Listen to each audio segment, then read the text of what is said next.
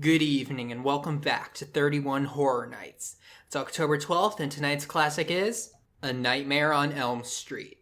Oh boy, was this a hard one to watch. Not because it was particularly bad, but because the entire runtime there were a lot of really good things and a lot of really bad things about this movie that were warring with each other. Much like Alien from yesterday, this movie was quite a mixed bag. But while Alien came out on top in the end, this movie sort of left a bad taste in my mouth, especially considering the ending, but we'll get to that later. I'm giving A Nightmare on Elm Street a 5 out of 10. There are some things about it I really like, but as a whole, I didn't really like this movie. The plot is that a bunch of the teenagers that I don't even remember seeing a sign for Elm Street. I don't really know why this movie is called that, but apparently a bunch of teenagers that live on Elm Street in like suburbia, they start having nightmares featuring this weird guy who like wears a certain hat, has a certain sweater, has like knives for fingers, and this really weird burned face, and they all start dreaming that he's attacking them and trying to kill them. And it gets to the point where once that person kills them in the dream, they actually die in real life. One thing I will give this movie is that the premise is sort of laid out very quickly. The pacing is a lot better here than it was in Alien from yesterday. So we got most of the movie actually examining what this killer is doing, how it works, ways to beat him. So that's a plus. Another plus is that this movie has some incredible practical effects in it. I knew about the one where Freddy Krueger was like pushing his face through a wall and it like looked like it was made out of spandex. That was a really good effect. But there were a lot of really good ones in this movie. The one where the stair carpet turned into like quicksand or mud or something. Or the makeup on Freddy Krueger especially is really well done. All the special effects in this movie still hold up very well. I liked two of the characters from this movie. The main character, Nancy, who's really smart and very relatable, likable, a good character. And Freddy Krueger, who was a fun villain. All the other characters were completely useless. Every single one of them. The parents were useless. The boyfriend was extra useless. Everybody else was just completely useless. And honestly, that causes about as much trouble for Nancy as Freddy Krueger does. I know, obviously, they're not just going to immediately believe her when she says that there's this psycho killer who you saw burn alive in my dreams who's trying to kill me, and if I die in my dream, I die in real life. But just the way that the parents especially completely brush off everything that Nancy says was infuriating in this movie. Not to mention Nancy's boyfriend, Glenn, who is so unbelievably useless that if he had been removed from this movie, I wouldn't have even noticed. Nancy really is the only character in this movie who seems to have any brains, any initiative, or any passion about anything. She basically has to do everything on her own. And you know what? If they want to do that, fine. But don't add in the characters so that we can just watch them do nothing for the entire movie. This movie has a really good premise, but a premise alone can only get you so far. The core idea of A Nightmare on Elm Street is really good. There's a lot of really good scares, good moments of suspense, really clever effects, great ideas, but most of the characters just drag this movie down and wasted time. If you could look past that, I can imagine you absolutely loving this movie, because there are a lot of really good things in it, but there were a few things about this movie that just sort of rubbed me the wrong way, and overall, I didn't think it was a great experience. It's not horrible, it's just flawed in a few ways that I seriously couldn't ignore.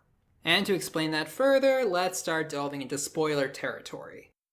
It's revealed that the parents of the kids who were getting killed by Freddy Krueger, they were like a mob that went after Freddy Krueger. When Freddy Krueger was alive, he was a child murderer, and they brought something up. There was like, they almost had him in prison, but like a search warrant wasn't filed or something, and he managed to get off scot-free.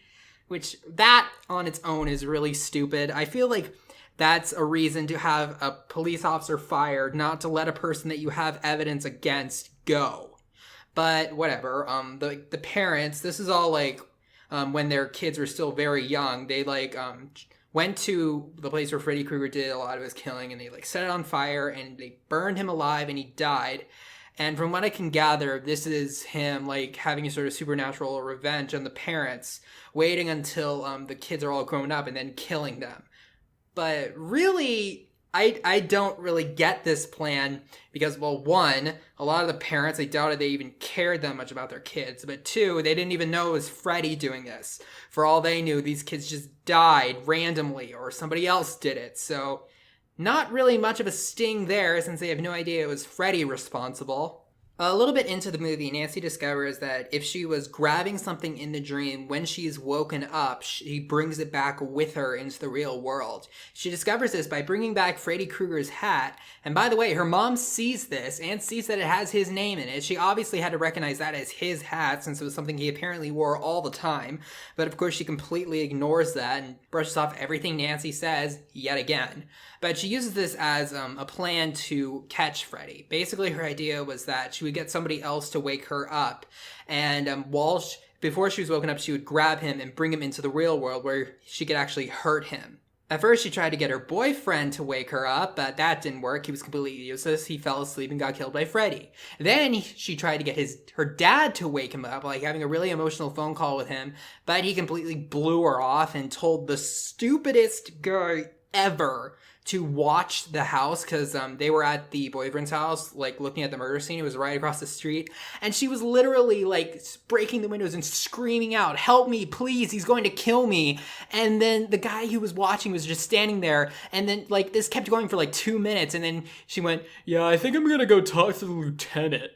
Like I said, every single character in this movie except for Nancy is completely useless. What's weird is that we know the time frame in the movie, and apparently in just 10 minutes, she sets up all these very elaborate booby traps around the house, like an exploding lamp, and like a sledgehammer that's attached to her bedroom door, and a bunch of other things, again, in only 10 minutes, and for some, like, it just seems like Nancy has to be like super smart, like a genius, in order to survive, because nobody else is going to be helping her, obviously.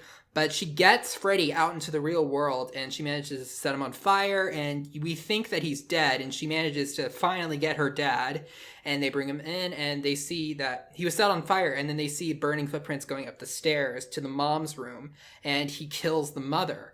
And you think that that's the end of it. You think that Freddy has been defeated because he like gets sucked into a void right after.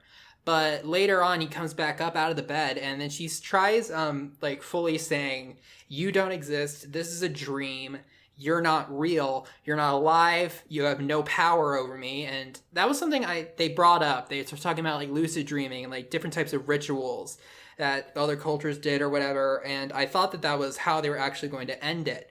But then it cuts away to her, like, going to school with her mother, and then she gets into a car with the rest of the friends who are all still alive, and then the roof of the convertible, which is colored like Freddy Krueger's sweater, like, closes up, and then the car closes up, and she's screaming, pounding at the glass, and the mother's literally looking at it, smiling and laughing. At first I thought it was because that mother was Freddy Krueger in disguise, but no, you see Freddy Krueger, like, his hand reach out through the window and kill her, so no, that was just the mother being her totally useless self.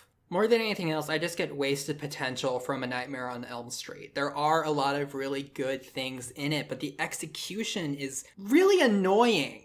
Like, the characters, they keep dragging the movie down. This thing had a really good cast of characters. Ones that were smart and worked together and, like, believed each other and were ones that you wanted to see make it out in the end. This could have been an amazing movie, but it wasn't.